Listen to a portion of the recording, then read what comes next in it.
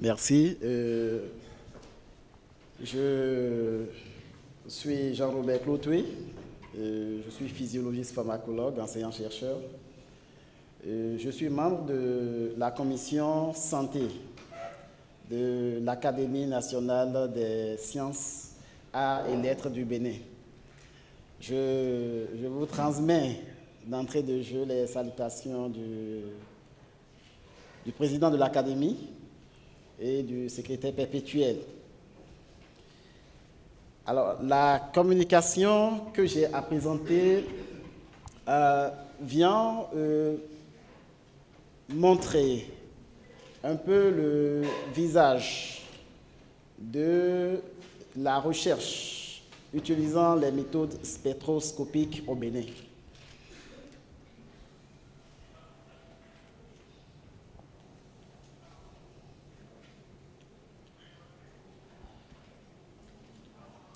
Alors, je ne vais pas revenir après les interventions des professeurs Kahn et du professeur sur l'importance de l'utilisation d'équipements de recherche performants lorsque l'on veut que la recherche aboutisse à la finalité de produire des connaissances qui fassent avancer la science, mais également qu'ils servent d'outils de décision, parce qu'en fait, c'est de cela qu'il s'agit. Et donc, dans des domaines de l'industrie, bien entendu, mais beaucoup plus dans le domaine de la biologie, de l'agronomie, des sciences alimentaires et de la santé, nous sommes amenés à étudier la matière, aussi bien à identifier les différentes composantes de telle ou de telle autre substance, mais aussi d'arriver à quantifier. Et pour cette raison, l'usage de méthodes spectroscopiques s'avère indispensable. Et bien entendu, nous avons vu que ces méthodes ont beaucoup évolué. Et il était important également de se poser la question de savoir si nos pays, notamment nos pays africains, des pays comme le Bénin, est-ce qu'ils sont effectivement au pas de ces de ces avancées technologiques dans le domaine, ou en sont-ils en réalité? Et donc c'est à cette question que je vais essayer d'apporter quelques éléments de réponse, compte tenu de l'expérience personnelle que nous avons dans le domaine et également des interactions que nous avions eues avec des collègues travaillant dans les différents laboratoires où des méthodes spectroscopiques sont utilisées. Nous avons fait également une petite étude d'analyse des publications faites au Bénin où des méthodes spectroscopiques ont été utilisées pour voir un peu quel est l'état de l'art. Et enfin, nous allons relever quelques obstacles à l'utilisation véritable de ces méthodes spectroscopiques dans nos pays, notamment les pays en voie de développement comme le Bénin.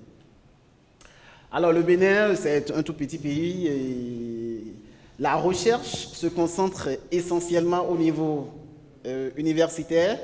Là, nous avons 4 universités qui sont réparties sur le pays, mais nous avons également un certain nombre de centres de recherche qui travaillent également et où les méthodes spectroscopiques sont utilisées. Donc, comme je vous le disais, l'approche méthodologique ayant conduit aux résultats que je présenterai tout à l'heure sont basés évidemment sur les constats personnels, mais également sur les entretiens que nous avons eus avec d'autres acteurs scientifiques qui interviennent dans ce domaine de la recherche utilisant les méthodes spectroscopiques, et aussi sur une analyse des publications où le thème spectroscopie était évoqués. Nous avons pris en compte les articles depuis les années 2000, donc nous avons checké, disons, 428 articles comme ça. Alors, quelle est la situation? À quoi nous sommes aboutis? Voilà. Lorsqu'on regarde un peu ce graphe, ce n'est pas très net, mais ce qui est important, c'est les méthodes spectroscopiques qui sont évoquées dans les publications sont la spectroscopie UV visible, la spectroscopie d'absorption atomique, la spectroscopie d'émission atomique avec des variantes comme la spectroscopie à fluorescence, l'infrarouge et la spectroscopie, c'est-à-dire la résonance magnétique nucléaire. Alors, qu'est-ce que nous constatons? Plus de 90% des recherches utilisant les méthodes spectroscopiques se basent sur les techniques UV visibles. Ensuite, nous avons quelques recherches, moins de 5% pour la spectroscopie d'absorption atomique et environ 2% pour la spectroscopie d'émission atomique. Les autres méthodes sont vraiment quasi inexistantes. Quels sont les domaines dans lesquels, quels sont les domaines de recherche qui utilisent les méthodes spectroscopiques au Bénin? En premier, c'est les chimistes, les laboratoires de chimie. Ensuite, nous avons les biologistes, de façon plus spécifique, les physiologistes pharmacologues, tous ceux-là qui travaillent sur la recherche sur les plantes médicinales, les toxicologues également, et dans le domaine de l'agronomie et de l'environnement. Et pour finir, dans le domaine du contrôle de qualité des denrées alimentaires. Alors, de façon, en ce qui concerne les usages, les techniques UV visibles sont utilisées dans la recherche en grande partie pour le dosage de paramètres biochimiques. Donc, différentes molécules au niveau des échantillons, aussi bien échantillons humains que des échantillons prélevés sur des animaux de laboratoire. Il y a également l'étude de l'activité antioxydante. Et ça, c'est généralement au niveau des plantes, mais également au niveau des aliments que ces recherches-là sont faites. Et nous avons également la détermination de la teneur, notamment la teneur en polyphénol, en flavonoïdes, qui se font également en utilisant cette technique UV visible. Pour les autres techniques, la spectroscopie d'absorption atomique, comme la spectroscopie d'émission, spécifiquement c'est la spectroscopie par injection couplée au plasma et avec une détection en spectroscopie de masse. C'est beaucoup plus pour identifier la structure des molécules. Et en grande partie, c'est la recherche des substances bioactives, mais également c'est au niveau du laboratoire qui travaille sur les médicaments. Il y a quelques recherches qui ont évoqué l'utilisation de méthodes à fluorescence. Et là, c'est pour identifier les polluants atmosphériques. Alors, mais lorsqu'on va réellement sur le terrain pour voir quel est le niveau technologique, quels sont les équipements présents, parce que ce que j'ai présenté un peu plus tôt, c'est ce que l'on a comme information lorsqu'on lit les articles scientifiques mentionnant des laboratoires du Bénin. Et de façon plus concrète, on se rend compte que dans la plupart des laboratoires de recherche, nous avons des spectrophotomètres UV visibles. Par contre, les SAA, nous en avons 6 sur l'étendue du territoire, mais il n'y a que 3 qui sont fonctionnels. Il y a un qui qui est obsolète. Et il y a 2, par contre, qui ont été acquis, mais qui n'ont pas été installés jusqu'à maintenant. Et c'est ça un peu les problèmes que nous avons. Alors, au niveau des spectroscopomètres de masse, il y a 2. Notamment, il y a un au niveau du laboratoire de contrôle de qualité sanitaire des aliments, et il y a un deuxième au niveau de la faculté des sciences de la santé, notamment au niveau du laboratoire de contrôle de qualité des aliments. Mais celui-là n'est pas fonctionnel.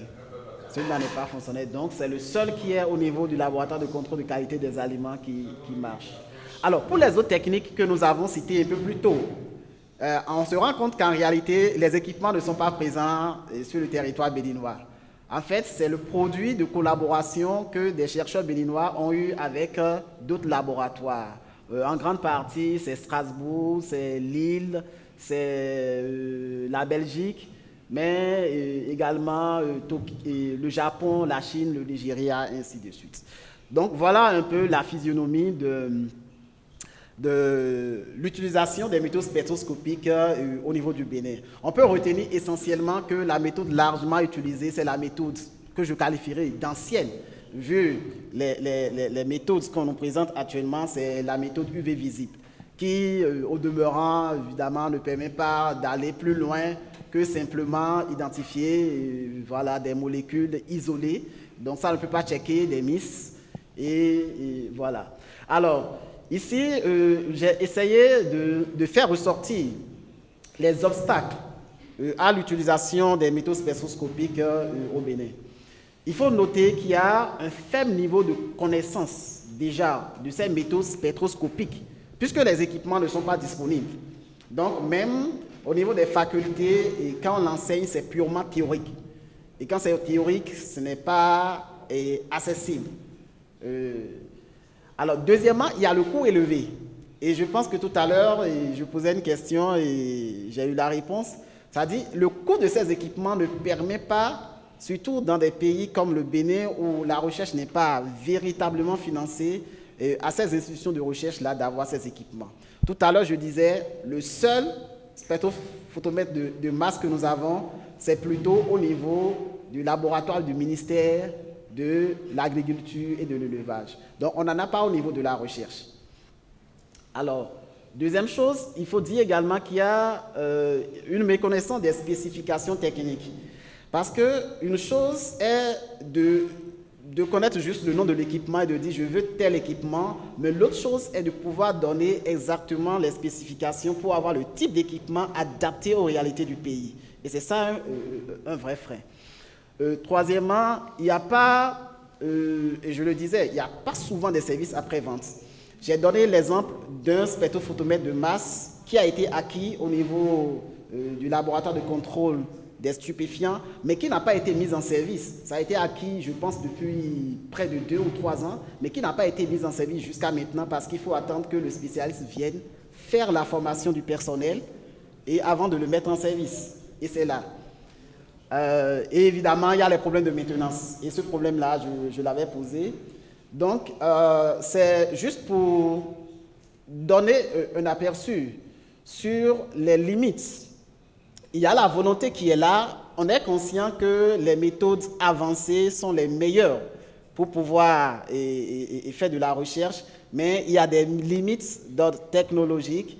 Et c'est en cela que si réellement on peut mettre en place un réseau, ne serait-ce qu'au niveau de la sous-région, pour que, au lieu que chaque pays, même à l'intérieur des pays, parfois chaque laboratoire essaie d'avoir ses équipements, que l'on puisse faire des pools pour qu'on soit sûr qu'on a un équipement à tel endroit et que les chercheurs puissent se déplacer et aller là. Ça va permettre d'avoir un fort niveau d'utilisation de l'équipement et peut-être également d'avoir des possibilités de réagir assez vite pour les problèmes de maintenance. Je vous remercie.